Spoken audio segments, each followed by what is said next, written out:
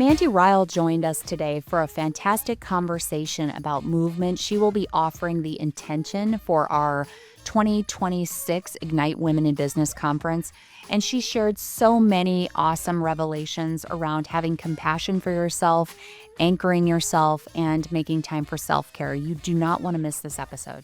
Well, good morning, good afternoon, good evening, wherever you are. Thank you so much for tuning in to the Ignite Women in Business podcast. It's been a minute. And we are excited to have some of our guests for the upcoming Ignite conference, which is March 3rd, 2026. We hope you all are registered. You can find registration information on all of our social handles, or you can reach out to me directly, Kara Kirsch, on LinkedIn. So I'm very excited today because we are going to have a conversation with someone who made the Ignite conference really special last year. She's someone who's been in my life for a couple of years and has brought just a lot of peace to me. And so I'm very excited today to have Mandy Ryle with us. Oh, thank you. Thanks for having me. Yeah, we're excited to have you here. So tell us a little bit about you. Okay, well, I am a pain care coach for women in midlife. I'm also a woman in midlife who struggles with a chronic pain issue. And I'm a mother of two. I'm a business owner. And I am an avid consumer of scientific research, which I apply to all of my work, but also my personal life too, from nutrition to working out. So yeah, that's a little bit about me. Yeah. So we met, a friend of mine and I were having coffee. It's probably been a couple years ago, and we were talking a little bit about women's health and just perimenopause, menopause, the effects that weight loss have on us, that kind of thing. And she said, well, I do yoga with Mandy, and would you like me to introduce you? And she actually does personal training with you too, I think. Yes, she does. And so I did, and I came to the studio, and I remember thinking, I'm not going to be very good at this to begin with. And then we started on our journey, and it was always something I really looked forward to every week were my sessions with you. Yeah. And so anyway, when the Ignite conference came, I thought to myself, how cool would it be to give our guests and attendees an opportunity to set their intention before they start the day, because they're really committing a full day of their time. And you and I both know time is your most precious resource. Absolutely. And I wanted them to be in the right headspace to do that. And the feedback I got about it was really phenomenal. Oh, good. And the only negative feedback I got was that, it was really more committee feedback, and that was around, the room wasn't quite as settled down as we would have wanted it to be. So this year we've structured it so that Molly Ducker, who is our MC this year, and you guys are going to hear from her also, but she will kick us off, and then she will introduce you. Okay. So that way the room is settled, the doors are closed, registration is complete. We've given people a minute to use the restroom, get their coffee, whatever, and then we're going to invite you back.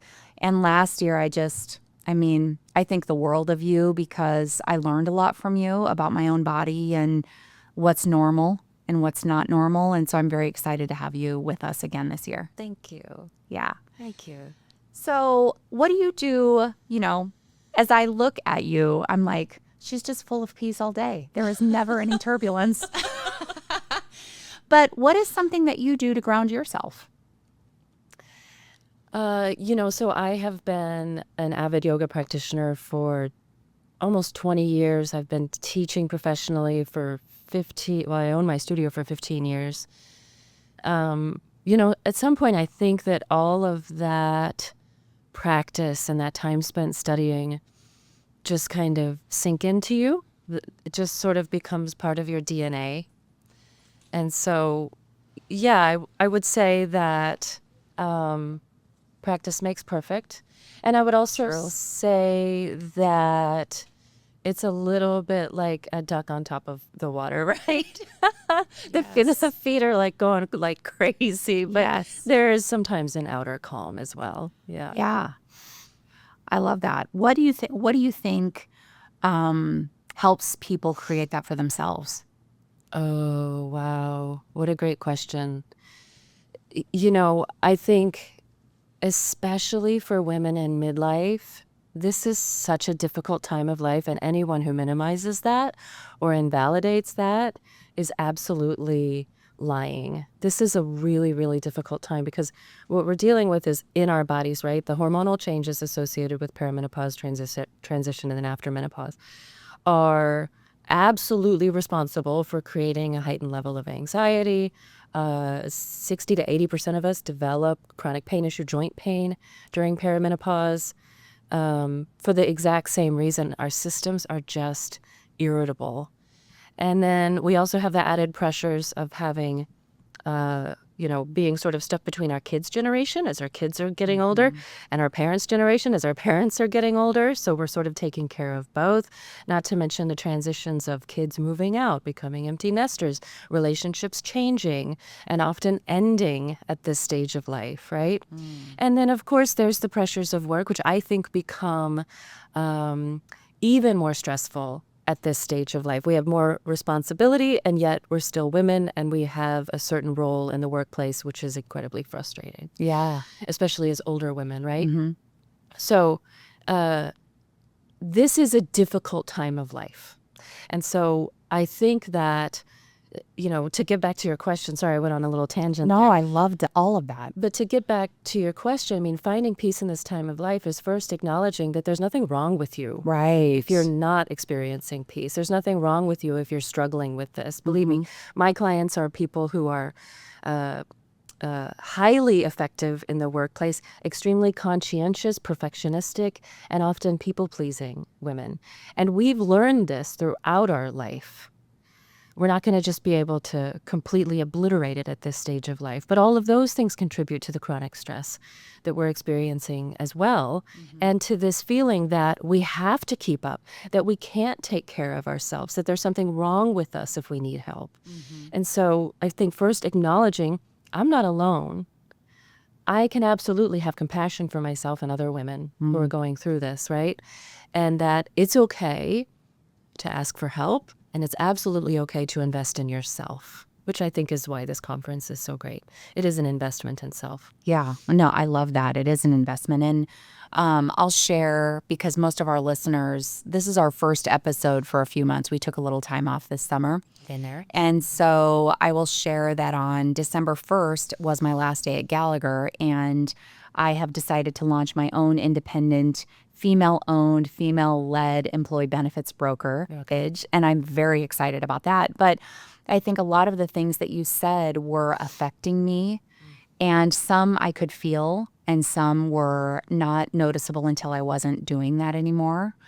And I think the pressure of holding on to someone that everyone wants you to be is exhausting. It's exhausting. And so even when you harmful. try to evolve, you try to take on other people's opinions and feedback about you, and you try to evolve because you do want to be liked, and you do want people to view you as, someone they can come to. It's very, very hard. And so you're in this really big shitstorm because you're going through menopause. You're in the primary wage earning years of your life. You're busy. Your kids are out, but now you've got a grandchild. It's all of the things happening all at once. And one thing that you said that I loved was giving ourselves the space or approval to take a step back and take care of ourselves. And to decide what is for us and what is not for us. And that's something I've been talking a lot to my daughter about, although she's not really listening yet. No. But she came over on Sunday and she was complaining about something. And I said, why do you care about this? I'm sitting there thinking, well, you've just wasted 20 minutes telling me about a situation that you didn't want to do in the first place. So why did you do it? Well, I think about how I showed up in my 20s. Of course you did it. Yeah. And so if we can break that down, I think that would be a beautiful thing. So when it comes to rooting yourself, do you take time, alone time? Do you like to read? I know you practice, obviously, all of the yoga, meditation. I'm probably not even saying it as sophisticatedly as I should. But What else do you do to keep yourself grounded? You know, for me, for the last several years, it's been heavy resistance training. That's my primary form of self-care. Heavy resistance training, break that down. I think a lot of women get into the trap of thinking that if they're going to do resistance training, it needs to be kind of light resistance. A lot of reps, light dumbbells, usually they're pink or something, right? Right. But actually, what women need is heavier resistance. We need to be doing, anywhere between 8 to 12 reps, which means that it's going to be pretty heavy. Yeah. We need to challenge ourselves in the gym because at this stage of life, obviously, we're losing bone mass, we're losing muscle mass, and the only way to prevent that is really optimal levels of resistance and volume of training. So for me, though, it is self-care. And for many years now, it's been my primary form of pain care. I think a lot of women shy away from resistance training because they're in pain. Right. For me, once I learned that, okay, I'm having a flare day, I used to think, let me rest, let me retreat, let me try to get away from everything, protect myself. But once I learned that actually I feel better after I, do a heavy deadlift or bench press, that was pretty life-changing for me. And I think it can take a while to get there if you're suffering from a pain condition, but it absolutely can be a part of your overall pain care plan. And it's great for your confidence. It's great for your mental health. It creates a lean look. Let's face it. I mean, as we get to this stage of our life, so many of us are like, what happened? Right. I just noticed it actually today. This is TMI. But I was walking away from the mirror and I thought, you know what? I used to have a nice fat ass and now my ass is shrinking and not as fat. And I'm like, wow, this used to be one of my most important assets. Girl, seriously, 95% of women's training is all about the butt. Yeah, they're right. Seriously. Right. A nice perky butt makes you look younger. A flat butt doesn't Not make so you look much. No, it doesn't. It doesn't. Yeah, I mean, like, if you're looking for an opportunity to feel good about what your body does, do strength training. If you're looking for an opportunity to feel good about how your body feels, strength training. If you want to feel more confident about how you look, strength training. That's it. Yeah. And there's other elements too, right? I mean, I think so many aspects of life at this stage are, like, for example, I'm currently in the middle of a divorce, right? So many aspects of this stage of life are uncontrollable. Well, at all stages of life, right? Right. And there is something to be said for knowing, okay, there are things that I can control about my life. I can increase the amount that I'm deadlifting every 2 months, right? I can get a little more protein. Yes. It's little things like that that just help you to have a sense of control in your world, in a world where most of our stress is uncontrollable, which is so harmful. There was a mantra that I started to really lean into a few years ago, and it was really around everything is a choice. You know what I mean? So even though there's things that are uncontrollable, how we respond to those things is a choice. If we are if we are more thoughtful about our reaction. So I use the example of, like, don't respond to an email right away. I used to say to colleagues who got all flustered about, well, they want a response right away. I said, I don't think they do. I think it would be okay if you waited, if you did the work you're doing, and then a few hours later you responded. And perhaps if they're asking you for something, you could say, thanks for your email. When do you need this by? Like, you get to control and decide how you're going to show up. Well, what's that quote? The space between stimulus and response is where your power lies. Yes. It's where your peace lies. Absolutely. And the other thing I've learned through the last month is that silence is peace. And silence was hard for me because I'm a recovering perfectionist, so there were only so many more things I could do in my house, organizing drawers, closets, whatever. And then I was like, okay, Kara, like, this is silence. And so now you get to really think about, what are the things you want to breathe in to ignite? How do you want the Kirsch group to look? How do you want your clients to feel? How can you elevate other women through this process? Because I care so much about that. And so I can appreciate all of that. And I appreciate you sharing it. Thank you. You're welcome. When I first reached out to you last year and said, "Hey, will you do an intention?" What drew you to it? Why did you say yes? Oh, geez. I think it's cool. I want to support you. I was honored that you asked me, that you thought of me. And I do, gosh, I think being being a woman is sometimes incredibly difficult. And having girlfriends and female colleagues, right? Mentors, a community of other women is everything. For me, it's everything. It's everything. I don't know what I'd do without my girlfriends and my sister and my daughter and my niece. Obviously, the men and young men in my life are important too, but man, Yeah. I couldn't survive without them. So yeah, I mean, but just bringing that together, having that community and that support is just really important. So important. It's something that I talk about a lot. And during this, when I left Gallagher, I had a period of time when it was like a silent period almost that was contractually required. And that was really hard. But I had my people, Yeah. but I did have to make an action to reach out to them Oh, yeah. because people can't read your mind. Yeah. They What a don't great know point. when you are needing something, and don't assume that people know what to do when you're going through something. Yeah. So a lot of times, in fact, someone said to me, the reason I didn't reach out is because I didn't want to be in your business. Mm. And she said, but I care about you so much, and so I'm so glad you reached out. Mm. So I think don't be afraid to lean into new things. We have a group of friends, and there was a woman in the group that I've spent some time with over the past month in just more, right? I've spent more time with her, and I've learned she's just a really good person to spend time with. Very good energy, very positive, funny, all the things that I really needed. And when I reached out to her the first day and said, "Hey, are you up for, apps and happy hour?" She was like, "Oh, I'm doing the da da da da da." And I said, "All right, well, if you change your mind, let me know." And she did change her mind.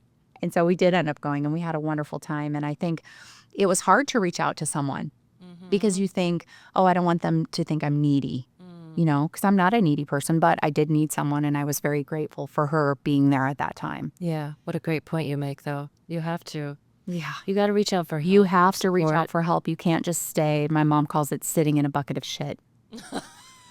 So what does rooted and resilient mean to you personally?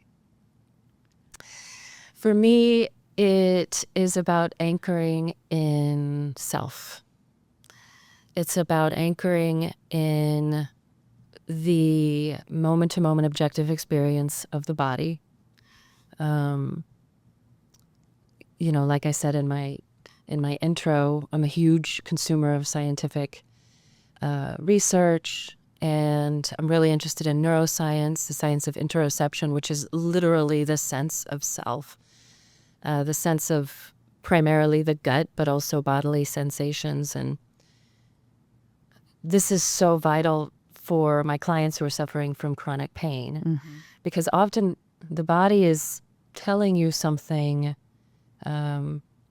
It's really reaching out for you to listen. And so often we're ignoring it, or maybe we don't even know how to attend to the body. Or maybe we've been taught that the sensations that we're experiencing are just an inconvenience. And so we push through them. So I think for me, rooted and resilient means that we anchor in self, we anchor in an awareness of the self, and we can learn how to make better choices for ourselves. We can become more resilient. We can become stronger, more confident, more peaceful. Yeah. If we can learn to pay attention to those sensations, and hopefully we can attend to them before they become an issue that, prohibits us from doing all the stuff we love to do, like go for a daily walk or go to the gym, or even doing housework or playing with your kids, or for many of my clients, driving or doing their grocery shopping. Yeah. Right? There are really valuable, tangible benefits to anchoring into that experience of self. I always have said that I'd like to be able to still carry my groceries when I'm 80. Oh, yeah, you better. I'll And come for you. yeah.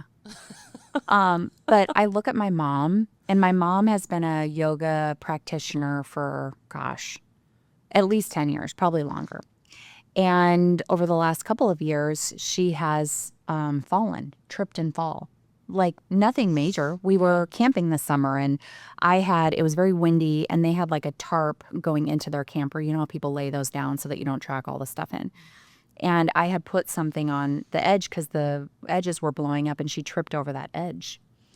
And was so spry, she got right back up, and I was like, "Are you okay?" And she goes, "Nope, yeah, I'm fine. My yoga really pays off when things like that happen because, yeah, she was jolted, Yeah. and yeah, it hurt, but she wasn't disabled or dismantled because of it." And she really does practice it, and she also keeps herself very, very peaceful, and tries not to take on things that, even though they might be hurtful or hard for her, she really tries to not.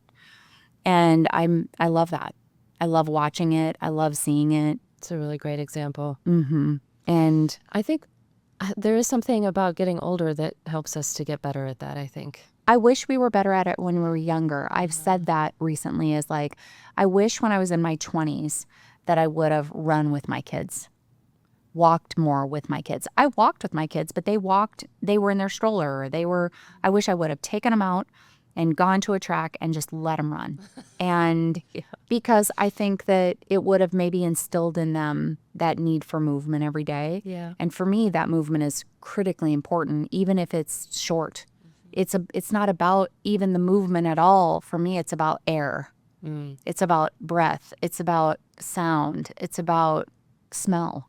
So like all of the major senses, when I go for a walk in my neighborhood, even if it's short, I'm like, oh, I didn't notice.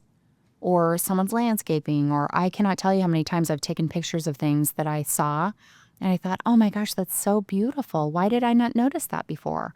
And so just spending that kind of time, I love it. And I don't care how cold it is. I love a bundled up walk. I'm the same. Yeah. I'll put on my favorite, boots, and it won't be a high pressure walk, but it'll be something to get me going. And anytime I feel lethargic, outside is my go-to. Oh, yeah. Lethargic, sad, stressed, anxious. Yes, any of it. Go for a walk. Yeah, yeah. Talk to us a little bit about your current work and what you would say about it from a growth perspective.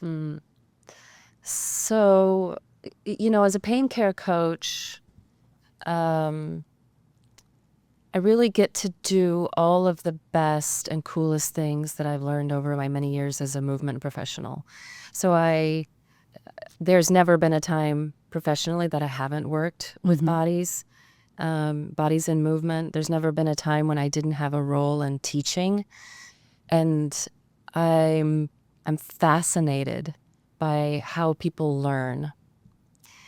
And when you think of healing from chronic pain, it's really just a form of learning. It's learning how to reprogram responses, reprogram fear, reprogram joints and muscles into a place of peace and comfort when there's mostly pain and stiffness and tightness, right? So,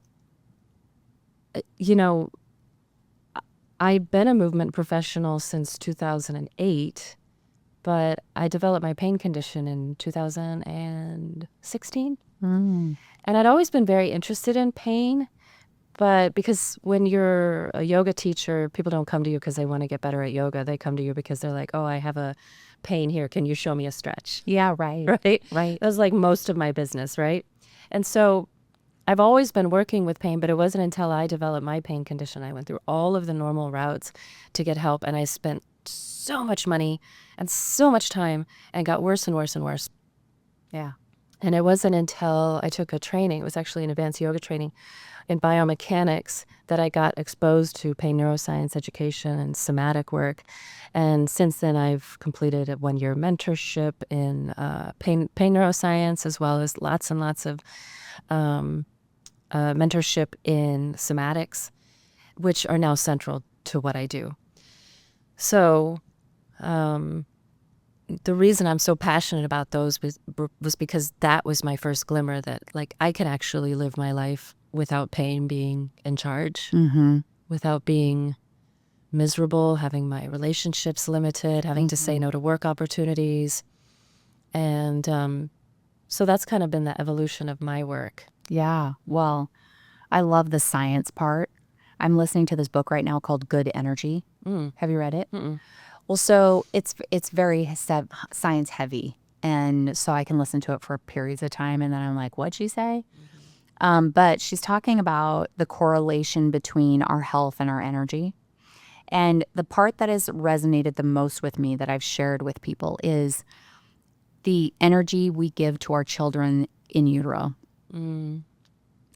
So if you think about, there are studies that show that obesity during pregnancy increases the likelihood of obesity for your children by like an exponential number. So if you are not health conscious during your pregnancy and just, I'm eating for two mentality, which is fine, the likelihood of it passing through is high. And then she also talks a lot about the labs that we don't look at or don't see and the effect of those on us and the energy that we have. And so I just think it's been fascinating. I forget what podcast I was listening to that was recommended to me, but it's been very, very good. And the whole pregnancy thing, as I look at my grown children, I'm thinking, oh, well, maybe there was some thing there. So I don't know, but I love to read, so I'm always listening to something. Yeah. What do you hope attendees walk away with this year after you sort of set our intention for the day?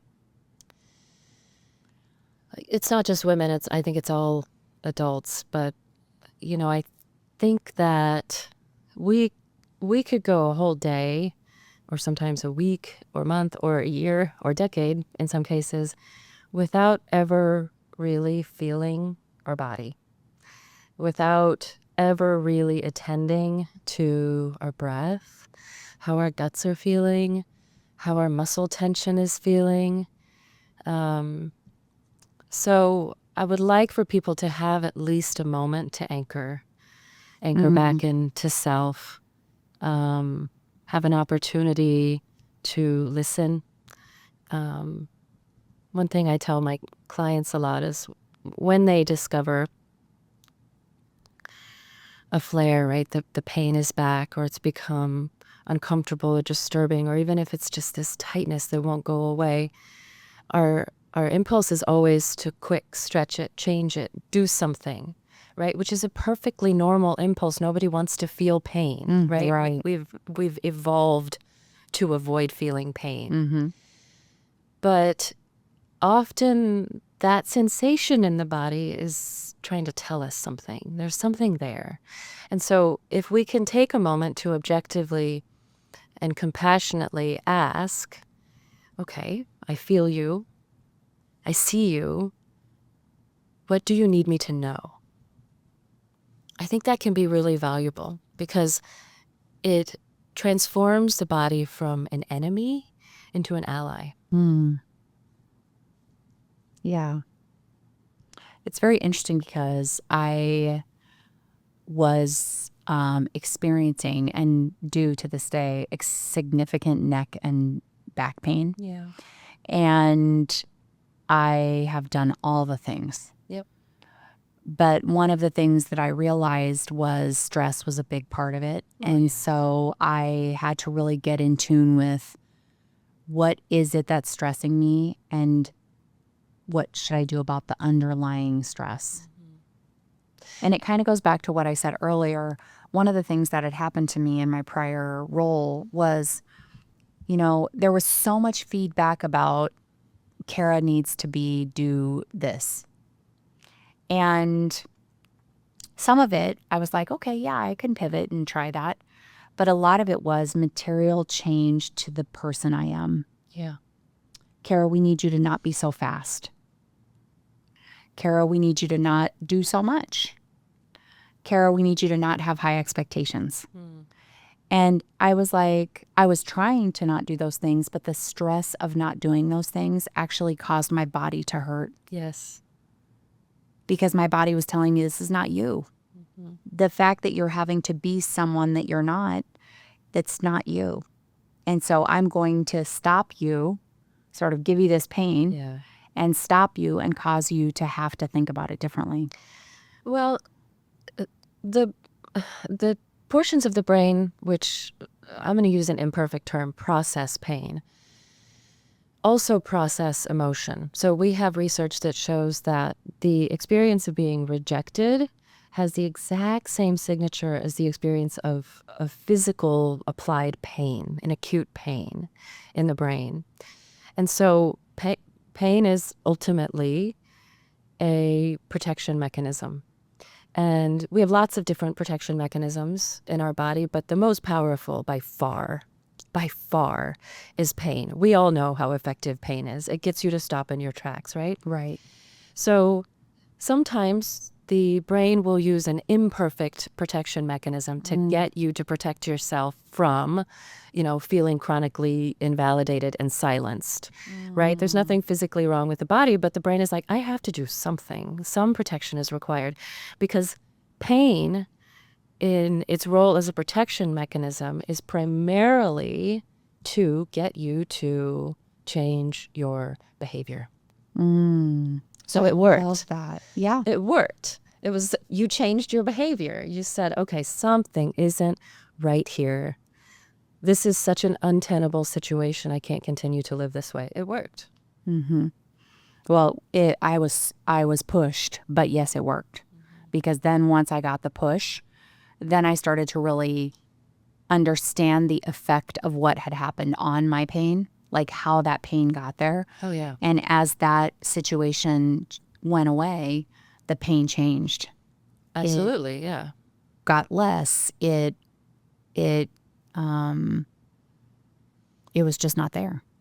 I've And had this experience myself. yeah, so it was so crazy, but so good. And, I think I have pain. I have so many theories about pain for menopause, especially. I think it's very unstudied, undiagnosed. Absolutely. Yes. The effect of menopause on our tendons is something I'm really curious about right now because I do believe that cortisol does something to your tendons and you don't have estrogen to replace. And I'm no doctor, but I'm reading lots about it because I have tendon pain, which is very common in menopause. Yeah. And so, Well, 60 to 80% of us will have joint pain. yeah. in Well, and I menopause. do. Yeah. I'm the 60 to 80%. You are not alone. So let's talk a little bit about women navigating business and life transitions. So you shared that you're going through a life transition. I know you're an entrepreneur. So many transitions Yeah. right now. Yeah, I closed a business in February. Yeah, I'm going through right. a divorce. Yeah, I became an empty nester last year. I got them all. Wow. Yeah, that is all. So talk to us a little bit about maybe some tips and tactics that you might suggest as other women experience those really pretty significant life events. You said empty nest, change in your marital status, and also you sold a business. So change is hard.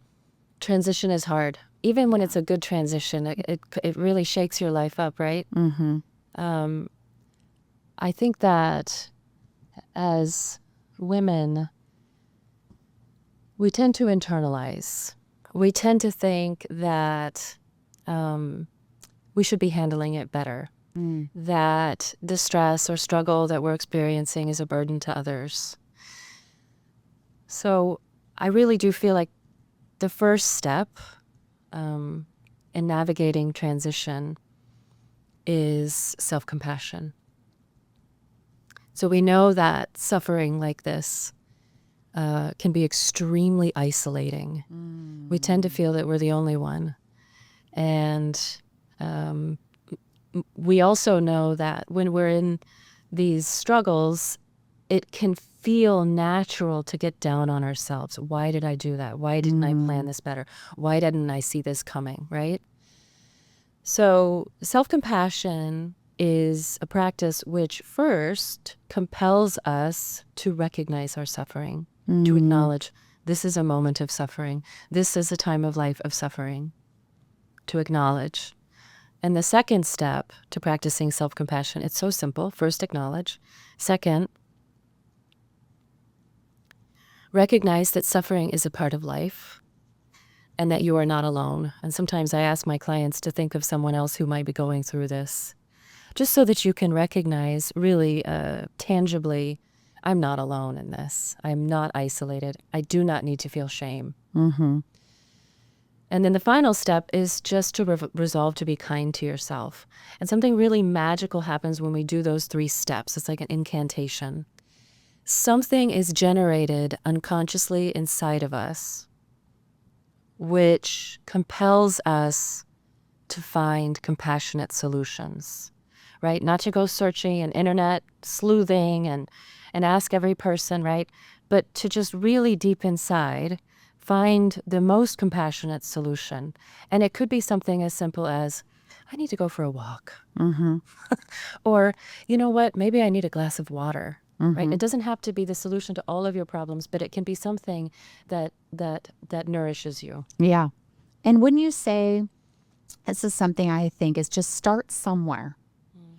You know, it doesn't, whatever you're going to do to be kind to yourself, start somewhere. Yeah. It doesn't have to be this full on, you're a vegan and you only drink water and you work out 4 times a day. Or, you know, I heard a celebrity say, well, I spend 2 hours in the gym a day. I'm like, okay, that's unrealistic for most people. Yeah.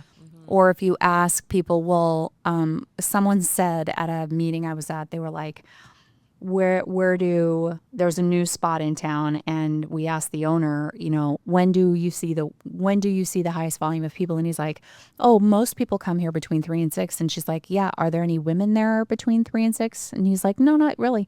Yeah, well, we know why. They're getting kids from school, they're getting off work, they're making dinner, they're doing all the things. So grocery shopping, I think identify something and start somewhere. Would you agree with that? The only way to facilitate positive change is through one compassionate step at a time. Yes. Taking the smallest action possible and then doing it again and again and again. Yes. And adding when that becomes natural. Yes. Like my clients always come in and like, okay, what do you want me to do? I want to do this and this and this. Right. I'm going to cut my calories and then I want to start working on it, you know, and it's no. First of all, none of that.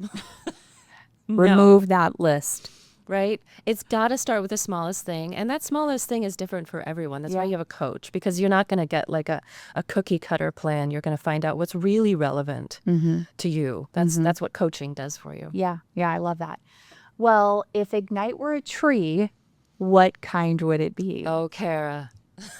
Did you research tree? Did you research it? Well, I may have looked into this. So done a little legwork. So my first thought when I saw that question actually was the mangrove tree.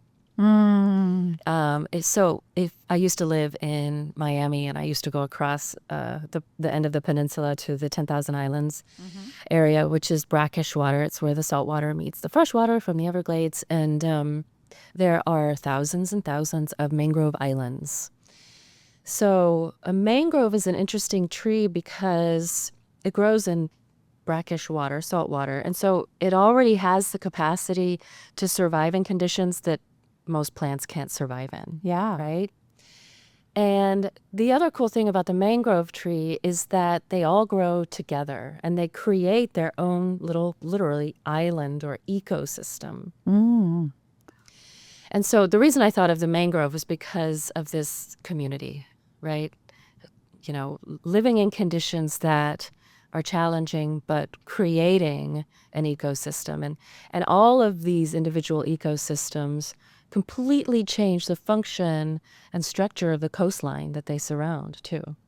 So I love that. Can I grow a mangrove tree at home? Not unless you have some standing brackish water. Can I make it? Could I make brackish water? You can make brackish water. You have to keep creating it. Yeah, maybe not. I don't think you could. Yeah. This is something to research. Let's ask Gemini. Yeah, let's do it. Let's do it. Well, we are so very grateful for your attendance and participation today. As I said in the beginning, I learned so much from you and have thought the world of you, just the way that you showed up for me and really helped me realize that what I was experiencing wasn't normal and that it was okay to stop and say, okay, what is it? One of the things also that I was telling there were two things that I said to you once, and you were like, you quickly redirected me. I won't say corrected. First was I said, my body's tight. And you said, your body's supposed to be tight. If it were loose, you'd be, jiggling all around.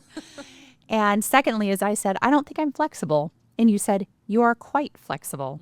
So I encourage anyone who has not taken the time to do, what did you call it? Movement? Somatic movement. Somatic movement. And even meditation. I love meditation. I love the sound of nature to calm me down. If you haven't taken some time to explore that for yourself, I highly encourage you to. Where can people find you? Are you still training or taking clients? So talk about how people can find you if they want to learn more about you. Sure. So my website is empoweredself.me, not com, empoweredself.me, and that's where you can find out about coaching with me and my other programs. Or you can follow me on Instagram. It's my full name, no periods, no spaces, no hyphens, Mandy Lee, Leigh, Ryle. Mandy Lee Ryle is my Instagram, and I have lots of great content. And then one more place to find me would be on YouTube. I weirdly have a growing YouTube channel, which is a surprise to me. It's Movement for Healing. Okay. Well, great. Well, thank you so much for being on today. For everybody else, thank you for tuning in. Don't forget to hit that subscribe button.